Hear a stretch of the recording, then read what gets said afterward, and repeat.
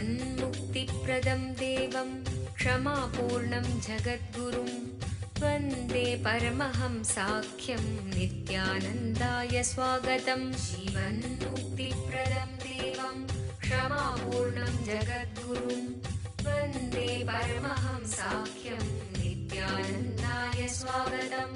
आनन्दानुभवास्वादं सर्वरोगनिवारकं वन्दे पापविनाशक्तं नित्यानन्दाय स्वागतम्। आनन्दानुभवास्वादं सर्वरोगनिवारकं वन्दे पापविनाशक्तं नित्यानन्दाय स्वागतम्। नित्यमुक्तं निर्विकल्पं ध्यानलोकप्रदीपकम्। பரமஹம்ச நித்யானந்தர் கோடிக்கணக்கான பக்தர்கள் வழிபடும் ஓர் ஆன்மீக சக்தி. ஆன்மீக இயக்கத்தை உலகமெங்கும் நிறுவி வழிநடத்தும் ஆன்மீக வழிகாட்டி. வேத கலாச்சாரத்திற்கு மறுமலர்ச்சியூட்டும் ஓர் முன்னோடி. ஆன்மீக நகரமாம் திருவண்ணாமலையில் அவதரித்த அவதார புருஷர். இவர் பிறவியால் ஒரு யோகி. ஆன்மீக ஆய்வு பயணங்களை துணிச்சலோடு மேற்கொள்ளும் நவீன கால குருநாதர். தெய்வீக ஆற்றலின் அடையாளம். கோடிக்கணக்கானவர்களுக்கு உத்வேகமளிக்கும் ஆனந்த சக்தி. யோக அறிவியலின் உள்ளார்ந்த சத்தியங்களை தம்முள் கண்டுணர்ந்த யோக புருஷர். மெய்ஞானத்தை விஞ்ஞான ரீதியாக ஆராய்ச்சி செய்யும் மெய்ஞான விஞ்ஞானி. ஞானம் அருளும் வாழும் குருநாதர். கோடிக்கணக்கான சீடர்களால் பின்பற்றப்படும் ஞான குரு. ஞான களஞ்சியம். ஆனந்தத்தை தம் சிரிப்பால் பகிரும் ஆன்மீக பேரலை. ஈடு இணையற்ற தீட்சை அளிக்கும் அவதார சக்தி. ஆனந்த வாழ்விற்கு தேவையான அனைத்து ஜீவன் முக்த சத்தியங்களையும் வெளிப்படுத்தும் சத்குருநாதர். வாருங்கள், உங்களால் மறக்க முடியாத ஆன்மீக அனுபூதியை பெறுங்கள். வேத வேதாந்த சம்வேத்யம் தேவதேவி ஸ்வரூபிணம் வந்தே வடபலாஷிஸ்தம் நித்யானந்தாய ஸ்வாகதம். அருணகிரீத்யாख्यं त्वां महाभावसुयोगिनं वन्दे पूर्णावतारं शं नित्यानन्दाय स्वागतम्.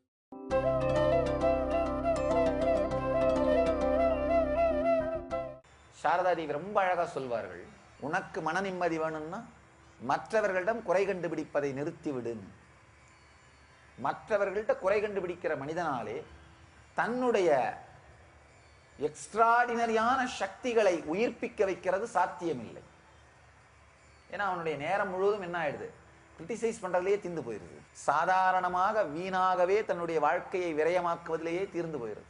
சில பேர் என்கிட்ட வந்து சொல்றது உண்டு, சாமி உங்களை விமர்சிக்கிறவங்களெல்லாம் நீங்க சபிச்சு நிறுத்தக்கூடாதா அப்படின்னு. நான் சொல்றது தேவையில்லை, ஒரு ஞானியினால் சபிக்க முடியாது. அது முதல் விஷயம். ரெண்டாவது, விமர்சனம் செய்கின்ற மனநிலையில் இருப்பவனுக்கு வேறொரு சாபம் தேவையில்லை. ஏற்கனவே அவன் நரகத்தில் தான் இருக்கின்றான், அவனுக்கு சாபமே தேவையில்லை. ஏன்னா விமர்சனம் பண்ணிட்டு இருக்கானாலே அவனுடைய வாழ்க்கையினுடைய உயர் உணர்வுகளை உயர் சக்திகளை வெளிப்படுத்த அவன் முயற்சி செய்யாமல் இருக்கின்றான். அவன் ஏற்கனவே நரகத்தில் தான் வாழ்ந்து கொண்டிருக்கின்றான். யாரால் தன்னுடைய வாழ்வின் உயர் சக்திகளை வெளிப்படுத்துகின்ற முயற்சியை செய்து வெளிப்படுத்துகின்றார்களோ அவர்கள் வெறும் விமர்சனத்திற்குள்ளே செல்ல மாட்டார்கள், வெறும் விமர்சனத்தில் சிக்கி வீணாக மாட்டார்கள். நமக்குள் இருக்கின்ற உயர்நிலை சத்தியங்களை சக்திகளை வெளிப்படுத்துகின்ற நுட்பம் இந்த தியான நுட்பம். இந்த நுட்பத்தை ஆழ்ந்து புரிந்து கொள்ளுங்கள். தலை, கழுத்து, உடல் மூன்றையும் நேராக வைத்து அசைவற்றதாக வைத்துக் கொண்டு ஸ்திரமாக இருந்து மற்ற திசைகளை பாராமல், மற்ற திசைகள்னா வெளியிலே இருக்கின்ற 10 திசைகள் மட்டுமல்ல, 8 திசைகள் சுற்றி மேல் கீழ், இந்த வெளியிலே இருக்கின்ற 10 திசைகளை மட்டுமல்லாமல் உள்ளே இருக்கின்ற திசைகளையும் பார்க்காமல் இருத்தல். நாம வெளியில பார்க்காம கண்ணை மூடிடுவோம், ஆனா உள்ளுக்குள்ள ஒரு பெரிய டிவி ஓடிட்டு இருக்கும். அதையும் நிறுத்த வேண்டும். அதையும் நிறுத்தி தன்னுடைய மூக்கின் நுனி மீது, இந்த நுனியோ அல்லது இந்த நுனியோ, எந்த நுனியாயிருந்தாலும் பரவாயில்ல, நுனியின் மீது கவனத்தை ஒன்றாக்கி ஆழ்ந்த அமைதியோடு அமர்ந்திருங்கள். இது மிகவும் எளிமையான மிகவும் சக்தி வாய்ந்த தியான நுட்பம். மொத்த பகவத்கீதையிலும் எம்பெருமான் அர்ஜுனனுக்கு தீட்சை அளிக்கின்ற ஆழமான ஒரு தியான நுட்பம். பல்வேறு கருத்துக்களை எம்பெருமான் பகிர்ந்து கொள்ளுகின்றார். ஆனா தியான நுட்பங்களை பொறுத்தவரை இந்த ஒரே ஒரு தியான நுட்பத்தை தான் அளிக்கிறார். நேரடியாக எம்பெருமான் தீட்சையாக அளிக்கின்ற தியான நுட்பம் இது. உடம்ப ஒரு பாறையை போலே அசைவற்றதாக நினைத்து ஸ்திரமாக அமர்ந்து தலை கழுத்து முதுகு மூன்றையும் நேர்கோட்டில் வைத்து மூக்கின் நுனியில் ஆக்ஞா சக்கரம், புருவ மத்தி, அந்த நுனியாக இருந்தாலும் சரி அல்லது இந்த நுனியாக இருந்தாலும் சரி, இது ரெண்டுல எதை வேணுமானா நாம தேர்ந்தெடுத்து கொள்ளலாம். அந்த இரண்டு நுனிகளில் ஏதாவது ஒரு நுனியில் உணர்வை ஒன்றாக்கி சலனமில்லாமல் ஆழ்ந்த அமைதியோடு முடிந்த அளவிற்கு நேரம் அமர்ந்திருங்கள். இது ஒரு தியான நுட்பம்.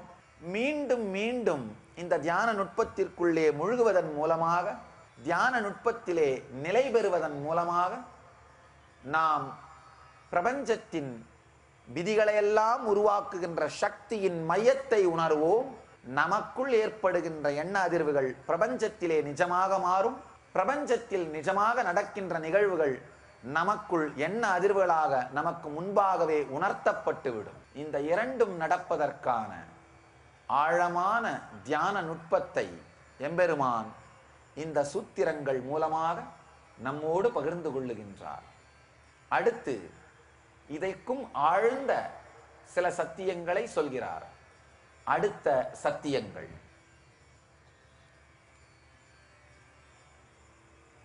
नात्यश्नतस्तु योगोऽस्ति न चैकान्तमनश्नतः न चातिस्वप्नशीलस्य जाग्रतो नैव चार्जुन युक्ताहारविहारस्य युक्तचेष्टस्य कर्मसु युक्तस्वप्नावबोधस्य योगो भवति दुःखः.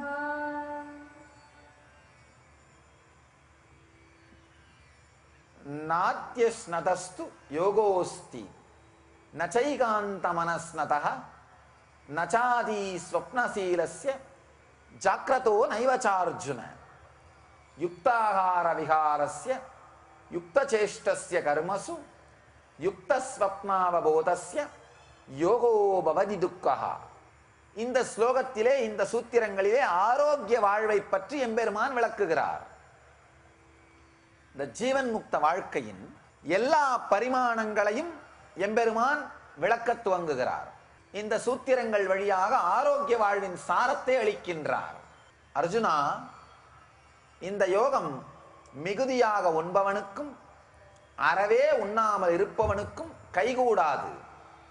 மிகுதியாக உறங்கும் இயல்புடையவனுக்கும் எப்போதும் விழித்துக் கொண்டே இருப்பவனுக்கும் கைகூடாது. துக்கத்தை போக்குகின்ற இந்த யோகம் அளவோடு உண்டு உடற்பயிற்சி செய்பவனுக்கும் நடமாடுகிறவனுக்கும் விழித்திருப்பவனுக்கும் அளவோடு உறங்கி அளவோடு விழித்திருப்பவனுக்கு மட்டுமே கைகூடுகின்றது. நம்ம ஆழ்ந்து தெரிந்து கொள்ள வேண்டிய விஷயம், கிருஷ்ணன் ஏதோ ஒரு காட்டில் இருக்கின்ற ஒரு சந்நியாசிக்கு இந்த சத்தியங்களை சொல்லவில்லை.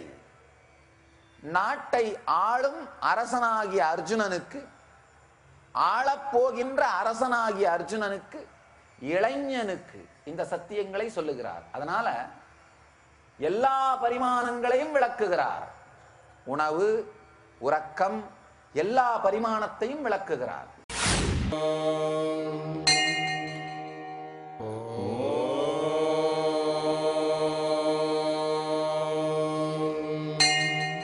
சொன்னா யாருக்கு தெரியும் இந்தியாவில் ட்ரெயின் எவ்வளவு நேரம் வேணா லேட்டா வரும்.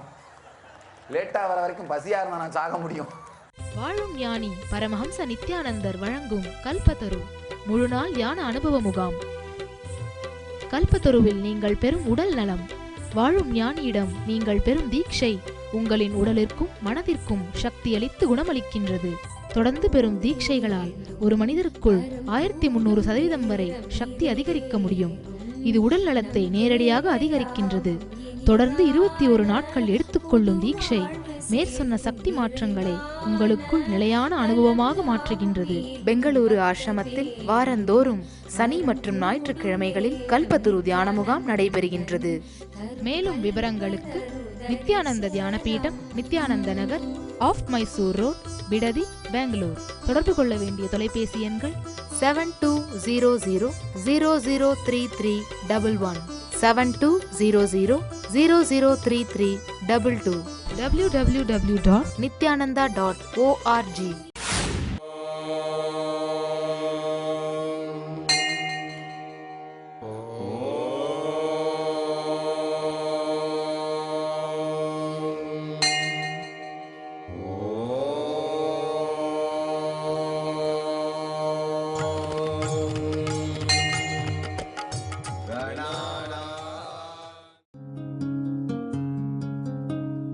ब्रह्ममुरारिसुरार्चितलिङ्गं निर्मलभाषितशोभितलिङ्गं जन्मजदुःखविनाशकलिङ्गं जन्मजदुःखविनाशकलिङ्गं तत्प्रणमामि नित्यानन्दलिङ्गम्। ॐ नमो भगवते रुद्राय नमस्ते रुद्रमन्यवपुतो दयिषवे नमः नमस्ते अस्तु धन्वने बाहुभ्यामुदते नमः या च यशः शिवतमा शिवं बभूव ते धनुः शिवा शरव्याया तपतया नो रुद्रमृडय या ते रुद्र शिवा तनोरघोर पापकाशिनी तया नस्तनुहा शन्तमया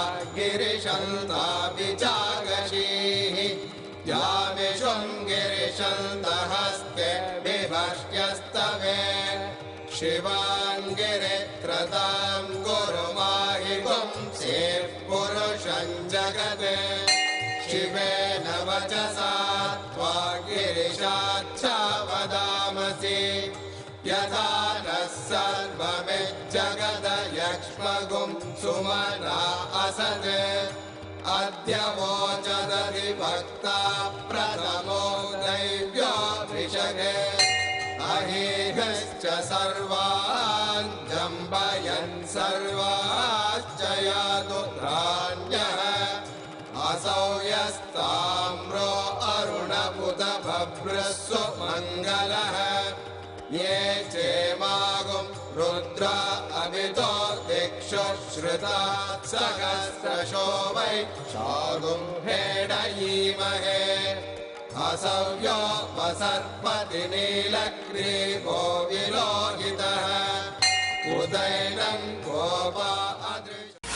சில பேர் பார்த்தீங்கன்னா உயிர் வாழ்வதற்காக சாப்பிட்றவங்களையும் பார்க்கலாம், சாப்பிட்றதுக்குன்னே உயிர் வாழறவங்களையும் பார்க்கலாம். உயிர் வாழறதுக்காக சாப்பிட்றது ஒரு பக்கம், சாப்பிட்றதுக்குன்னே உயிர் வாழறது இன்னொரு பக்கம். உயிரே போனாலும் சாப்பிட்றத வந்து கைவிடாமல் இருக்கிறவங்க இன்னொரு பக்கம். ஒரு சின்ன கதை.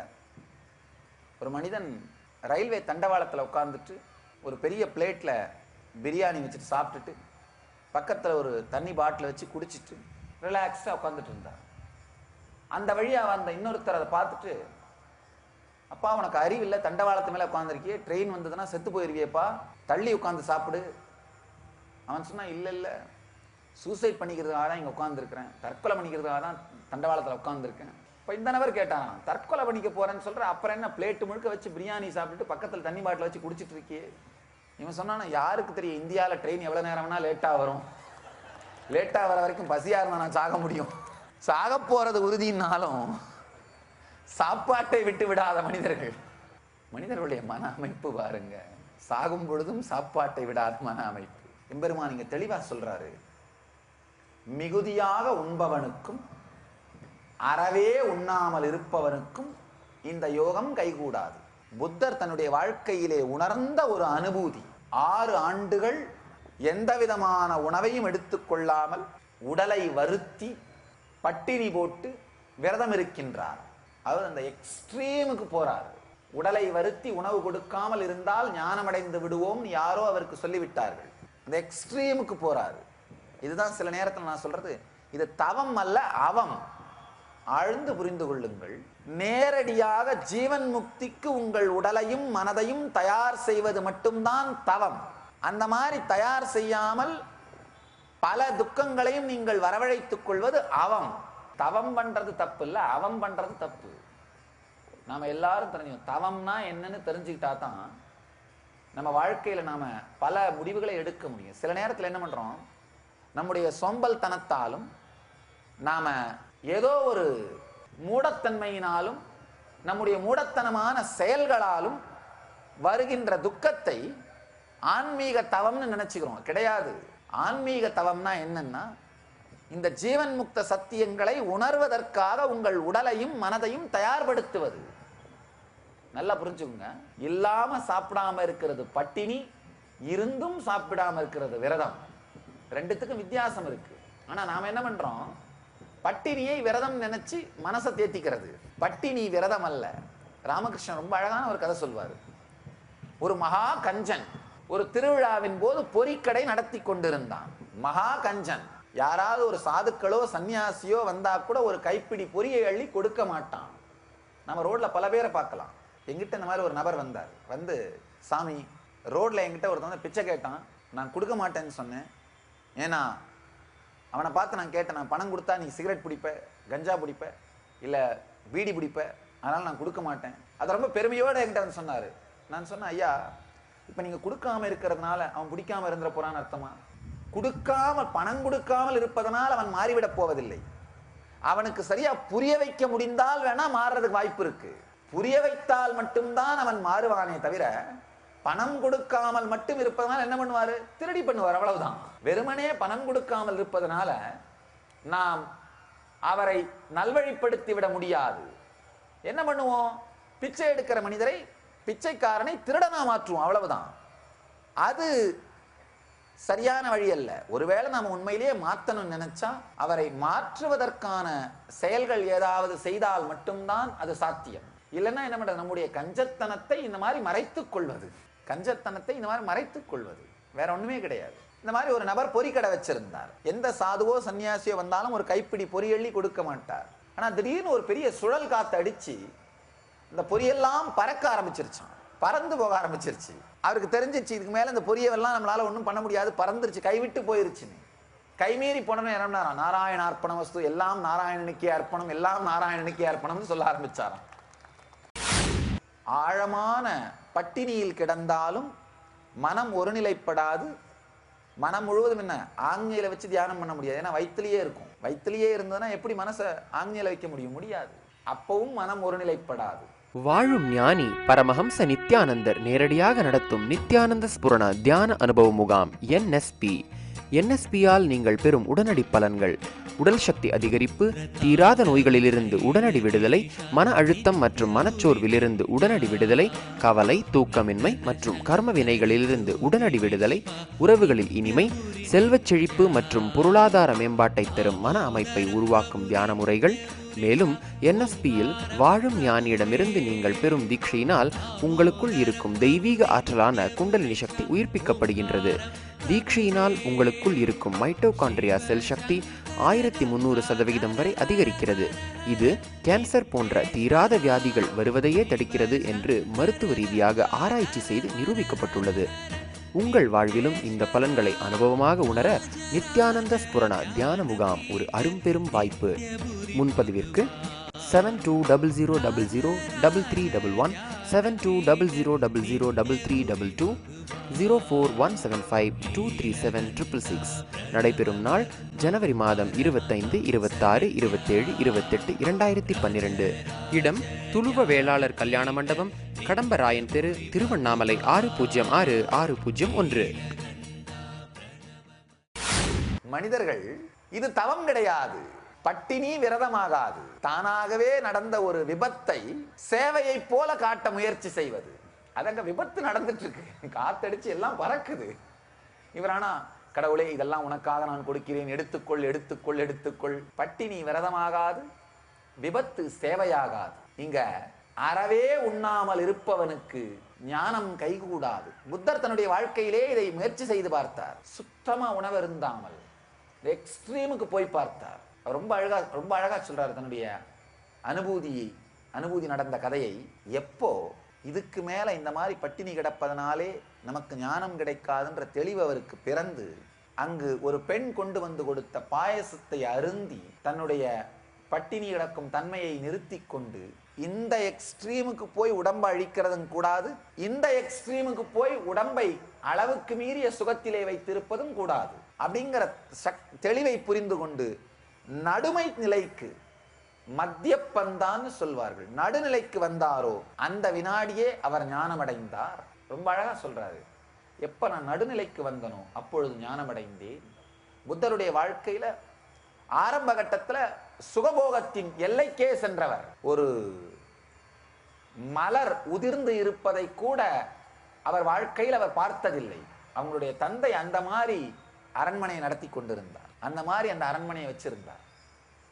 மலர் உதிர்வதை கூட பார்க்காமல் அவருடைய வாழ்க்கையை நடத்தி கொண்டிருந்தார், அவருடைய வாழ்க்கையை செய்து கொண்டிருந்தார். இந்த ஆழ்ந்த சத்தியத்தை புரிந்து கொள்ளணும். மலர் உதிர்வதை கூட பார்க்காத அளவிற்கு வைத்திருந்தார்னா அவருடைய தந்தை எவ்வளவு சுகபோகத்தின் உச்சியிலே வைத்திருந்திருப்பார்னு பாருங்க. ஒரு பக்கம் சுகபோகத்தின் உச்சியை பார்த்தவர், அதனால இன்னொரு பக்கம் துக்கத்தினுடைய எல்லையை பார்க்க வேண்டும், இந்த தவத்தினுடைய எல்லையை பார்க்க வேண்டும். இந்த எல்லைக்கு போறார். பெண்டுலம் இந்த பக்கம் போனா இந்த பக்கம் போயே தீரணும், அந்த மாதிரி இந்த பக்கத்தோட எல்லைக்கு போறார். ஆனா ரெண்டு எல்லையிலுமே ஜீவன் முக்தி பூரணத்தன்மை அடையப்படுவதில்லை என்ற தெளிவுக்கு வந்து நடுத்தன்மைக்கு, பேலன்ஸ்டா இருக்கிற தன்மைக்கு வந்த உடனேயே அந்த வினாடியே ஞானமடைந்தார். நாமளும் அளவுக்கு மீறி உண்டோமானால் நம்முடைய சக்தி முழுவதும் உணவை செரிப்பதிலேயே செலவாகிவிடும். மனம் ஒருநிலைப்படாது, நமக்குள்ள இருக்கிற உயர் சக்திகள் விழிப்படையாது. அதே மாதிரி ஆழமான பட்டினியில் கிடந்தாலும் மனம் ஒருநிலைப்படாது. மனம் முழுவதும் என்ன ஆங்ஞையில வச்சு தியானம் பண்ண முடியாது, ஏன்னா வயிற்றுலயே இருக்கும். வயிற்றுலயே இருந்ததுன்னா எப்படி மனசை ஆங்ஞையில வைக்க முடியாது. அப்பவும் மனம் ஒருநிலைப்படாது. இந்த எல்லைக்கு போனாலும் வயத்தை ரொம்ப அதிகமா நிரப்பினாலும் மனம் ஒருநிலைப்படாது, வயத்தை ரொம்பவும் பட்டினி போட்டாலும் மனம் ஒருநிலைப்படாது. அதுதான் சொல்றாரு, மிகுதியாக உண்பவனுக்கும் அறவே உண்ணாமல் இருப்பவனுக்கும் யோகம் கைகூடாது. மிகுதியாக உறங்கும் இயல்புடையவனுக்கும் எப்போதும் விழித்துக் கொண்டே இருப்பவனுக்கும் யோகம் கைகூடாது. 24 மணி நேரமும் தூங்குற மனிதர்களுக்கும் யோகம் வராது, 24 மணி நேரமும் முடிச்சுட்டே இருக்கவனுக்கும் யோகம் வராது. ரொம்ப அளவுக்கு மீறி தூங்குறவங்க பார்த்தீங்கன்னா தூக்கத்தாலேயே டயர்ட் ஆகிறது, தூங்கியே டயர்ட் ஆகிற ஒரே ஜீவன் மனிதன் தான். ஒருத்தர் வந்து சொன்னார், சாமி என் லைஃபே ரொம்ப டயர்டா இருக்கு, ஏதாவது ஒரு வழி சொல்லுங்க. நான் சொன்னேன், ஏங்கய்யா ஏன் டயர்டா இருக்கு? உங்களுடைய தினசரி ரொட்டீனை சொல்லுங்க, உங்களுடைய தினசரி அட்டவணையை சொல்லுங்க, அதை வச்சு உங்களுக்கு ஒரு சரியான தீர்வு என்னால் கொடுக்க முடியும். அவர் சொன்னாரு, சூரியன் சுள்ளுன்னு மூஞ்சில பட்ட உடனே முழிச்சுப்பேன் சாமி, ஜன்னல் வழியா சூரியன் சுள்ளுன்னு மூஞ்சில பட்ட உடனே நான் முழிச்சுப்பேன் சாமி. நான் சொன்னேன், அது பரவாயில்ல, தப்பு இல்லையே, நல்லது தானே. அப்படின்னா காலையில் 8 மணிக்கு முடிச்சிருவீங்களா? இல்ல இல்ல சாமி, எங்க வீட்டுல ஜன்னல் மேற்கு பக்கமா இருக்கு. ரொம்ப டேஞ்சரஸான மனிதர்கள், ரெஸ்ட் எடுத்தே டயர்ட் ஆகிறாங்க. அவர்கிட்ட பேசினா இப்படித்தாங்க ரொம்ப ஆச்சரியமா இருக்கு. ஏன்பா ரொம்ப டயர்டா இருக்க? இப்பதான் எந்திரிச்சேன். ரெஸ்ட் எடுத்தே டயர்ட் ஆகிற ஒரே ஜீவன் மனிதன் தான், இந்த இயற்கையிலிருந்து விலகி போனவன் ஜீவன். நல்லா பாருங்க, எல்லா மிருகங்களுமே காலையில் எந்திரிச்ச உடனே ஃப்ரெஷ்ஷா அலைவா இருக்கும். ஒரு பூனையை பாருங்க, எந்திரிச்ச உடனே உடம்பு முழுவதையும் முறுக்கும், ஃப்ரெஷ்ஷா இருக்கும். ஒரு கண்ணுக்குட்டியை பார்த்தா கூட சரி, எந்திரிச்ச உடனே அதை கட்டி வச்சிருக்கிற கோலை சுத்தி சுத்தி வரும், குதிக்கும். ஒரு நாய் எந்திரிச்ச உடனே தன்னுடைய எல்லை முழுவதையும் போய் பார்த்துட்டு வரும், வேற யாராவது வந்திருக்காங்களான்னு. ஆனா மனுஷன் மட்டும்தான் எந்திரிச்ச உடனே புரண்டு படுத்து திரும்பவும் போரை இழுத்து போத்திக்கிற ஒரே மிருகம். பகல் முழுவதையும் கனவு கண்டு தீர்க்கின்ற மனிதன் இரவிலும் கனவிலேயேதான் வாழ்வான். பகல் கனவும் இரவு கனவும் நெருக்கமான தொடர்புடையது. பரமஹம்ச நித்யானந்தரின் ஆழ்ந்த ஆன்மீக கருத்துக்கள். எந்த பக்கத்தை திறந்தாலும் உங்களின் அன்றாட பிரச்சனைகளுக்கான நேரடி தீர்வுகள். 26 மொழிகளில் ஆழ்ந்த ஆன்மீக கருத்துக்கள் நிறைந்த 200க்கும் மேற்பட்ட புத்தகங்கள், மேலும் 8000 மணி நேரத்திற்கு மேல் பரமஹம்ச நித்யானந்தர் ஆற்றிய சொற்பொழிவுகள் CD மற்றும் DVDக்களாக கிடைக்கின்றன. உங்களின் எல்லாவிதமான பிரச்சனைகளுக்கான நேரடி தீர்வுகளை பார்த்து கேட்டு படித்து பயனடையுங்கள். புத்தகங்கள் கிடைக்கும் இடம் நித்யானந்த தியான பீடம், நித்யானந்தபுரி, கிரிவலப்பாதை, திருவண்ணாமலை 606604, www.nityananda.org. தொடர்பு கொள்ள வேண்டிய தொலைபேசி எண்கள் 7200003311, 7200003322. ஒருத்தர் சொன்னார், சாமி நான் கரெக்டாக காலையில் 4 மணிக்கெல்லாம் எந்திரிச்சிருவேன் சாமி. அப்புறம் என்னப்பா பண்ணுவேன்? யோகம் பண்ணுவியா, தியானம் பண்ணுவியா? இல்லை சாமி, 4-5க்கு திரும்ப புரண்டு படுத்து தூங்கிடுவேன். எந்திரிச்ச உடனே போர்வையை இழுத்து போத்தி படுக்கிற ஒரே மனிதன், ஒரே விலங்கு மிருகம், ஒரே மிருகம் மனிதன் தான். அப்படின்னா என்ன அர்த்தம்னா, படுக்கையில் புரண்டு கொண்டிருந்தார்களே தவிர தூங்கவில்லை. ஏதோ ஒரு கனவு நிலையிலேயே, மந்தத்தன்மையிலேயே, மன உளைச்சலிலேயே மிதந்து கொண்டிருப்பவர்கள். நல்லா புரிஞ்சுங்க. பகல் முழுவதையும் கனவு கண்டு தீர்க்கின்ற மனிதன் இரவிலும் கனவிலேயேதான் வாழ்வான். பகல் கனவும் இரவு கனவும் நெருக்கமான தொடர்புடையது. பகல் கனவு கண்டுட்டே இருக்கிற மனுஷன் ராக்கனவுலையுமே தான் இருப்பான். ராக்கனவுலையுமே தான் இருப்பான். நாம் ஆழ்ந்து புரிந்து கொள்ள வேண்டிய சத்தியம் என்னன்னா, பகல்ல உங்களுடைய மனம் உங்களுடைய அவேர்னஸ் இல்லாம எங்கிக்கிட்டே இருக்கிறத அலோ பண்ணீங்கன்னா, ராத்திரிலையும் உங்க அவேர்னஸ் இல்லாம அது பாட்டுக்கு தானா எங்கிக்கிட்டே ஓடிட்டு இருக்கும். அப்ப என்ன ஆகும்னா, இது ரெண்டுத்துக்கு நடுவுல பேலன்ஸ் இல்லாம, இது ரெண்டுத்துக்கு நடுவுல தெளிவில்லாம உங்களுடைய உணர்வு ஆழ்ந்த துக்கத்திலே அலைந்து கொண்டிருக்கும். பகல்லையும் தெளிவான விழிப்புல இருக்காது, இரவுலையும் தெளிவான தூக்கத்தில் இருக்காது. நனவிலும் கனவிருக்கும், தூக்கத்திலும் கனவிருக்கும். அப்ப ரெண்டுத்திலையுமே முழுமை இல்லாமல் தடுமாறுவது. இது போன்ற மனிதனுக்கு யோகம் கைகூடாது. யோகம் அவர்களுக்கு வருவதில்லை. இயற்கையை விட்டு விலகி போன ஒரே மிருகம் மனிதன். ஒரு சின்ன கதை. ஒரு நடுத்தர வயது மனிதன், அவனுக்கு அவனுடைய மனைவியையும் மனைவி வச்சிருக்கிற அந்த பூனை ரெண்டையுமே பிடிக்காது.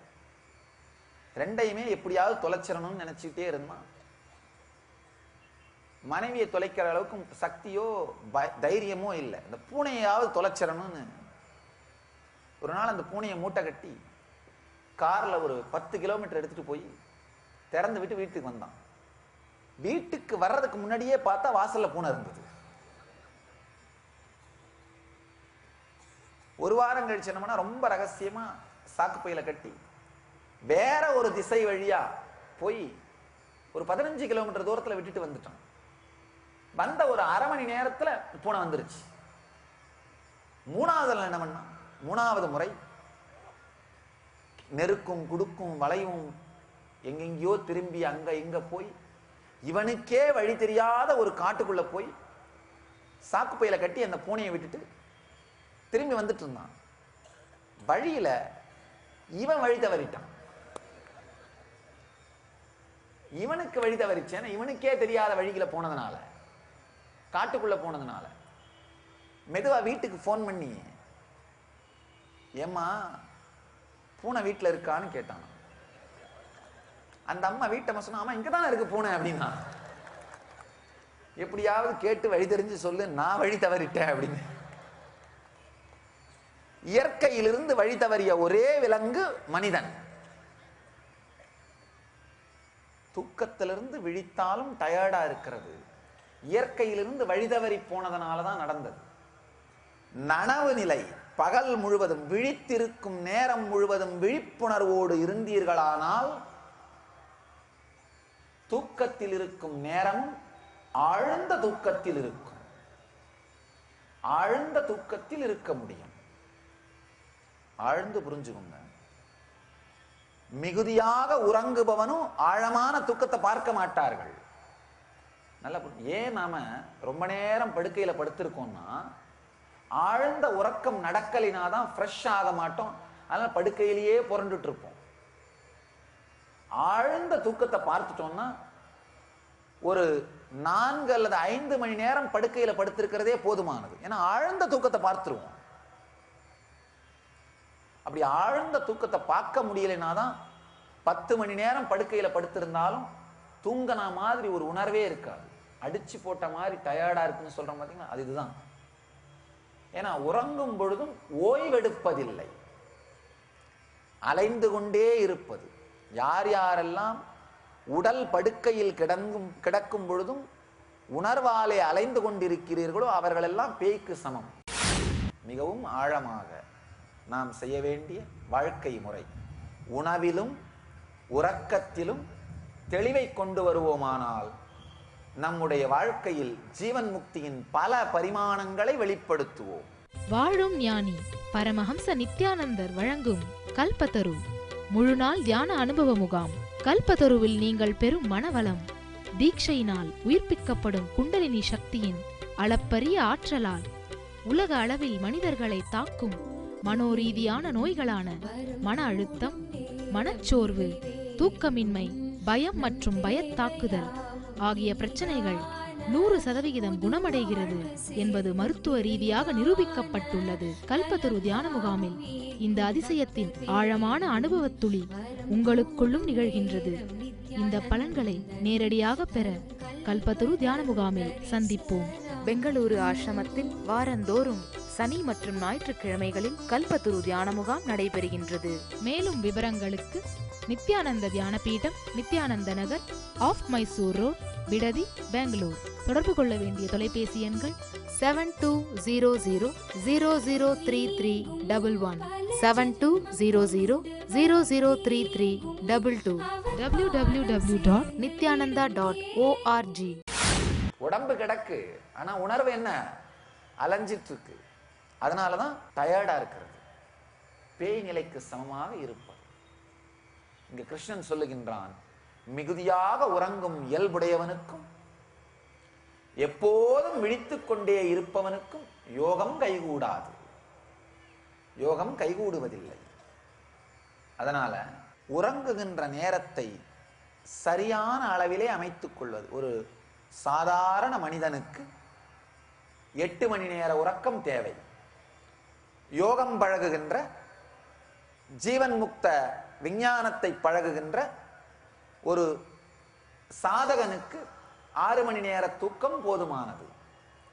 ஜீவன் முக்தியை அடைந்த ஒரு மனிதனுக்கு 3 to 4 மணி நேர உறக்கம் போதுமானது. என ஜீவன் முக்தி அடைந்த மனிதர்களுக்கு உறக்கம் கிடையாது, யோக நித்திரைன்னு சொல்வார்கள், உடலை கிடத்துவது. ஒரு சாதகர்களுக்கு 6 மணி நேர தூக்கம் போதுமானது. வாழும் பொழுது பகல் நேரத்தில் ஆழ்ந்த அவேர்னஸோட வாழ ஆரம்பிச்சாலே இரவில் உறங்கும் பொழுதும் ஆழ்ந்த தூக்கத்திலே இருப்போம். அதனால உணவுன்னு வரும் பொழுது வயிற்றை முழுமையாக நிரப்பாமல் 60% உணவாலும் 20% நீராலும் மீதி 20% எளிமையாக லேசான அமைப்பு, லேசான உணர்வோடையும் இருக்கணும். வயிறு முழுவதும் நிரப்பப்படக்கூடாது.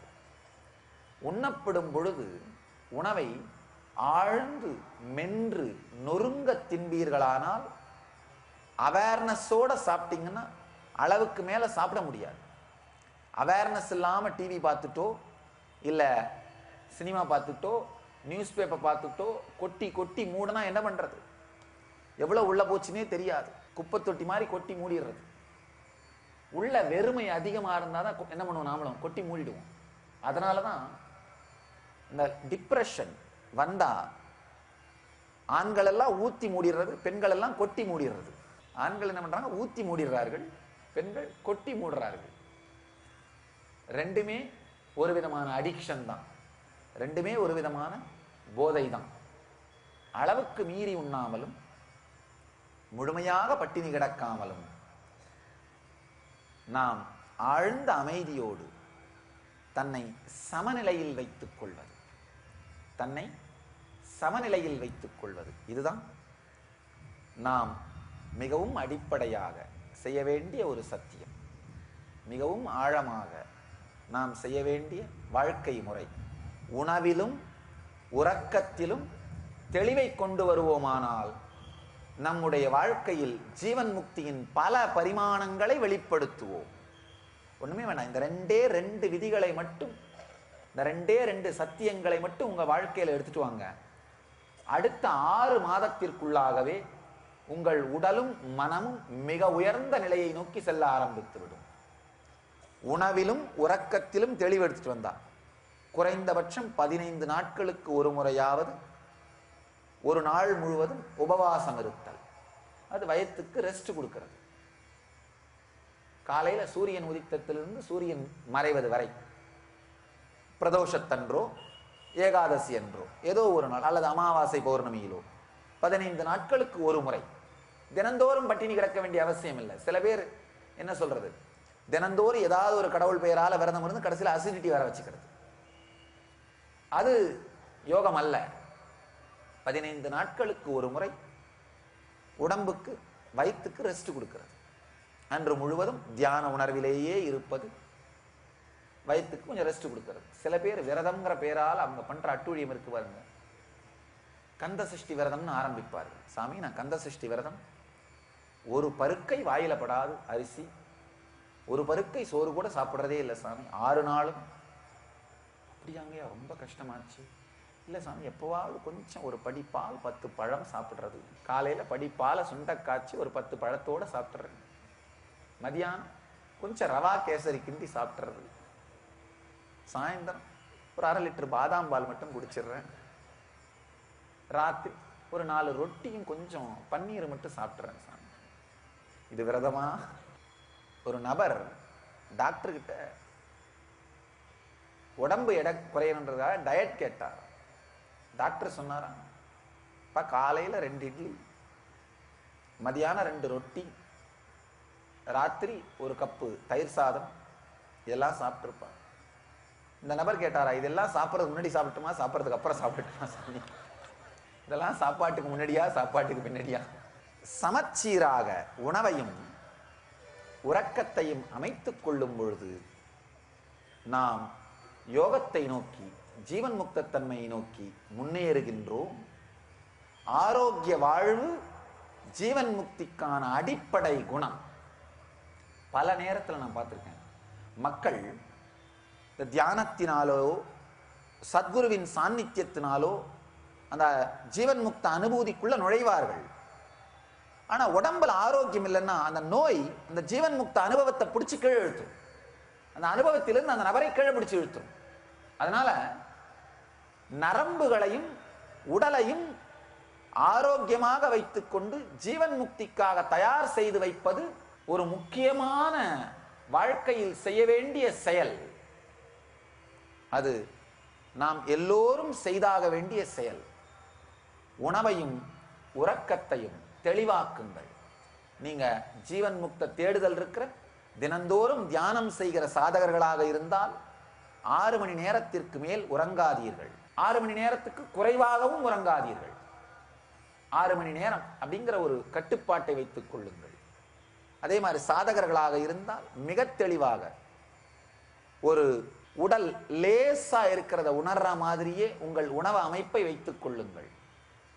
காலை, மதியம், இரவு 3 வேளையுமே உடம்பு லேசா ஃபீல் பண்ணணும். அந்த மாதிரி உங்களுடைய உணவை வைத்துக் கொள்ளுங்கள்.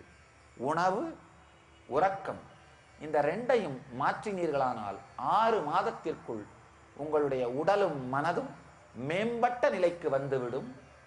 அதைத்தான் இந்த சூத்திரங்கள் மூலமாக எம்பெருமான் நமக்கு அளிக்கின்றார். இதையும் தாண்டி ஆழமான சில சத்தியங்கள், ஆரோக்கிய வாழ்வை பற்றி இந்த சூத்திரங்களில் சொன்ன பகவான் ஆனந்த வாழ்வுக்குரிய ரகசியங்களை அடுத்த சூத்திரங்களிலே அளிக்கின்றார். கெட்டவன் முத்திர குத்துனா அதை வாங்கிக்கிறீங்க, உயரமானவன் முத்திர குத்துனா அதை வாங்கிக்கிறீங்க, அழகானவன் முத்திர குத்துனா அதை வாங்கிக்கிறீங்க, இல்லை அசிங்கமானவன் முத்திர குத்துனா அதை வாங்கிக்கிறீங்க. இல்லை இந்த எல்லா முத்திரைகளையும் தொகுத்து தான் நீங்கன்னு உங்களை எதுவா நினைக்கிறீங்களோ அந்த கருத்தை உருவாக்குகிறீர்கள். வாழும் ஞானி பரமஹம்ச நித்யானந்தர் வழங்கும் கல்பத்தரு முழுநாள் தியான அனுபவ முகாம். கல்பத்தருவில் உங்களுக்குள் உயிர்ப்பிக்கப்படும் குண்டலினி சக்தி. குண்டலினி சக்தி என்பது உங்களுக்குள் இருக்கும் தெய்வீக உள்ளார்ந்த ஆற்றல். உங்கள் வாழ்வில் எல்லா வளங்களையும் அருளும் குண்டலினி சக்தியை உயிர்ப்பிக்கச் செய்வதன் மூலம் உங்கள் வாழ்வில் மிக உயர்ந்த ஆன்மீக அனுபவங்களை அனுபூதியாக பெறுவதற்கு தேவையான சக்தியையும் புத்தியையும் விழிப்படையச் செய்ய முடியும். குண்டலினி சக்தியை உயிர்ப்பிக்கச் செய்யும் அரிய நிகழ்வை உங்களுக்குள் நிகழ்த்தும் தருணம்தான் சத்குருநாதர் அளிக்கும் தீட்சை. கல்பத்தரு தியான முகாமில் இந்த சக்தி வாய்ந்த தீட்சையை பெறுகிறீர்கள். பெங்களூரு ஆசிரமத்தில் வாரந்தோறும் சனி மற்றும் ஞாயிற்றுக்கிழமைகளில் கல்பத்தரு தியான முகாம் நடைபெறுகின்றது. மேலும் விவரங்களுக்கு நித்யானந்த தியான பீடம், நித்யானந்த நகர், ஆஃப் மைசூர் ரோட், பிடதி, பெங்களூர். தொடர்பு கொள்ள வேண்டிய தொலைபேசி எண்கள் 7200003311, 7200003322, www.nityananda.org. அடுத்த சூத்திரங்கள். सर्वभूतस्थमात्मानं सर्वभूतानि चात्मनि ईक्षते योगयुक्तात्मा सर्वत्र समदर्शनः यो मां पश्यति सर्वत्र सर्वं च मयि पश्यति तस्याहं न प्रणश्यामि स च मे न प्रणश्यति.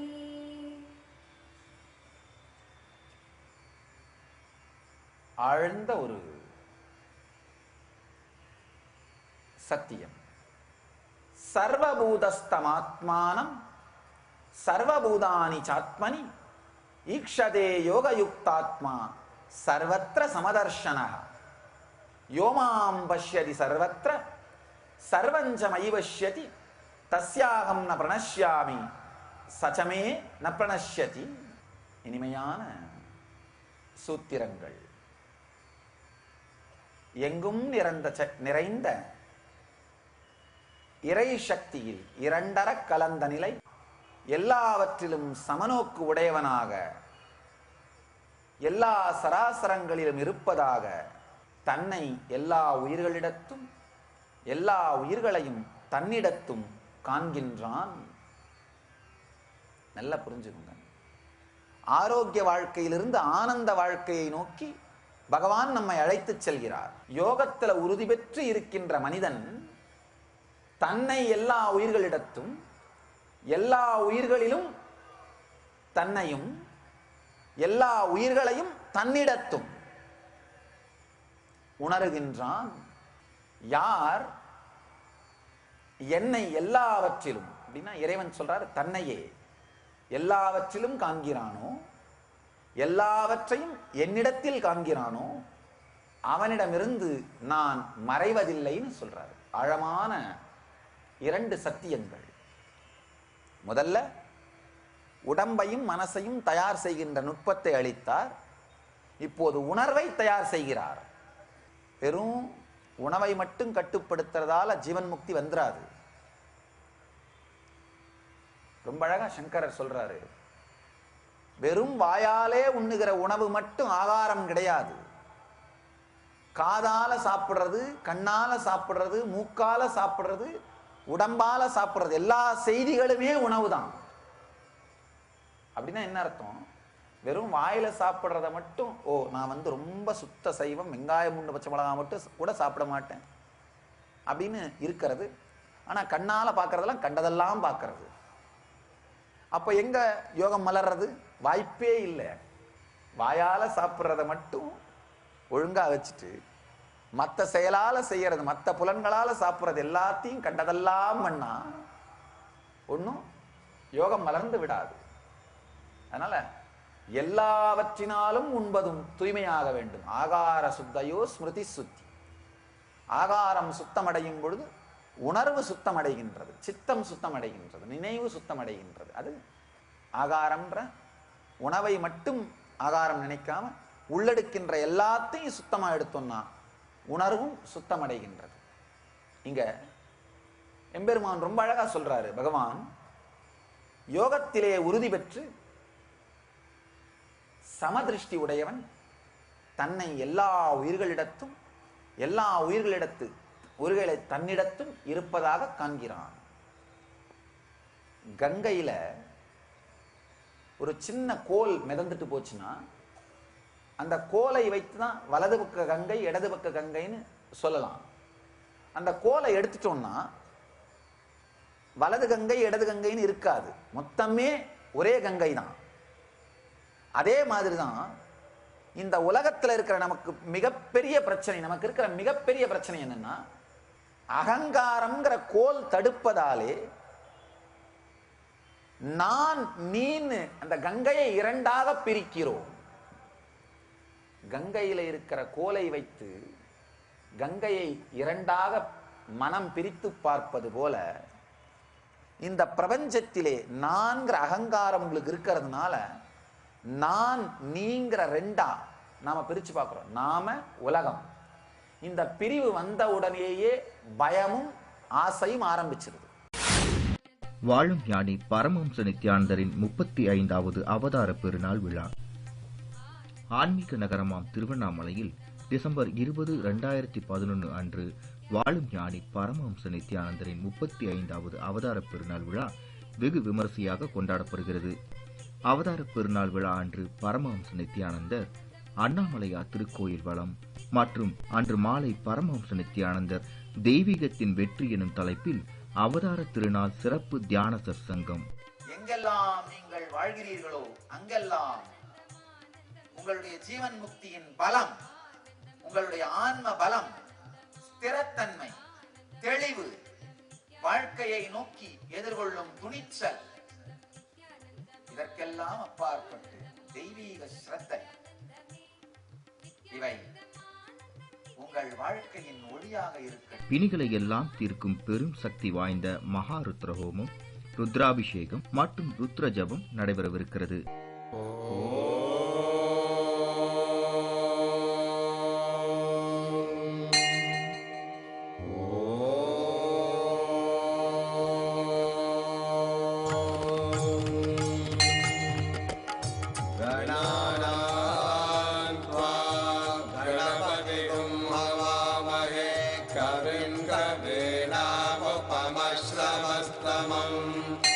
ज्येष्ठराजं ब्रह्मणां ब्रह्मणस्पत आनशृण्वन्नोतिभिः सिद्धसादनं प्रणो देवी सरस्वती वाजेभिर्वाजिनीवती दीनामवित्रियवतो गणेशाय नमः. வாழும் அவதார புருஷரின் அவதார திருநாள் பெருவிழாவில் கலந்து கொண்டு ஆசீர்வாதத்தை பெற உங்கள் அனைவரையும் அன்போடு அழைக்கிறோம். நடைபெறும் இடம் நித்யானந்த தியான பீடம், நித்யானந்தபுரி, கிரிவலப்பாதை, திருவண்ணாமலை. தொலைபேசி எண்கள் 72003311 மற்றும் 7200003322. இந்த பிரிவு வந்த உடனேயே, நான் நீங்கிற பிரிவு வந்த உடனேயே மனிதர்களை மேல ஆசையோ அல்லது அச்சமோ வந்துவிடும். இந்த நான் நீங்கிற பிரிவை தாண்டி அந்த கோலை எடுத்தா கங்கை ஒன்னா மாறுற மாதிரி அகங்காரத்தை எடுத்து விட்டோமானால் இந்த பிரபஞ்சமே ஒன்றாக மாறிவிடும். பிரபஞ்சம் முழுவதுமே ஒன்றாக தெரியும். அந்த உணர்வு நிலையைத்தான் ஜீவன் முக்த நிலைன்னு எம்பெருமான் சொல்றார். ஆழ்ந்து புரிந்து கொள்ளுங்கள். நாம் ஆழ்ந்து ஆழ்ந்து பார்த்தோமானால் நம்முடைய பர்சனாலிட்டியே வெங்காயம் தான். உரிக்க உரிக்க உரிக்க உள்ள ஒண்ணும் இருக்காது, வெறும் வெங்காயம். உரிச்சி உரிச்சி பார்த்தோன்னா முதல்ல நாம எதை நினைக்கிறோம்? நம்முடைய பல்வேறு பரிமாணங்கள்ல நாம விளையாடுற விளையாட்டுக்கள், இதைத்தான் நாம நினைக்கிறோம். உதாரணத்துக்கு சில பேருக்கு நீங்க அம்மா, சிலருக்கு நீங்க தலைவன், என்ன உங்களுடைய தந்தைக்கு நீங்கள் மகன், உங்களுடைய மகனுக்கு நீங்கள் தகப்பன், உங்களுடைய பாஸுக்கு நீங்க ஊழியன், உங்களுடைய ஊழியர்களுக்கு நீங்க தலைவன், சில பேருக்கு அண்ணன், சில பேருக்கு தம்பி, சில பேருக்கு நண்பன், சில பேருக்கு எதிரி. இந்த மாதிரி பல பரிமாணங்களை, பல முகங்களை வைத்துக்கொண்டு விளையாடுகிறீர்கள். யாருகிட்ட எந்த முகம் வேணுமோ அதை காமிக்கிறீங்க. அதனாலதான் நாம தெரிந்து கொள்ள வேண்டிய ஒரு ஆழமான சத்தியம், எங்க எது வேணுமோ அங்க அந்த முகத்தை காட்டி விளையாடுகிறீர்கள். நீங்க பார்க்கலாம் உங்க வாழ்க்கையில, உங்களுடைய பாச நோக்கி பேசும்பொழுது இருக்கிற முக அமைப்பு வேற, அடுத்து உங்க ஒர்க்கரை நோக்கி திரும்பும் போது இருக்கிற முக அமைப்பு, மன அமைப்பு வேற. 2 போன்ல பேசி பார்த்தீங்கன்னா உங்களுக்கே தெரியும், இந்த போன்ல எப்படி பேசுறீங்க, இந்த போன்ல எப்படி பேசுறீங்க. பாஸ்கிட்ட பேசும்பொழுது தொனி எப்படி இருக்கு, வேலைக்காரங்கிட்ட பேசும்பொழுது தொனி எப்படி இருக்கு. உங்களுடைய மனம் அகங்காரத்தை வைத்து விளையாடுவதை பார்க்கலாம். இந்த மாதிரி சமூகம் உங்களுக்கு கொடுத்த பர்சனாலிட்டிஸ் எல்லாம் சேர்ந்துதான் நீங்கன்னு ஒண்ணு நினைக்கிறீங்க. சமூகம் உங்க மேல குத்தின எல்லா முத்திரையும் சேர்ந்துதான் நீங்கன்னு நினைக்கிறீங்க.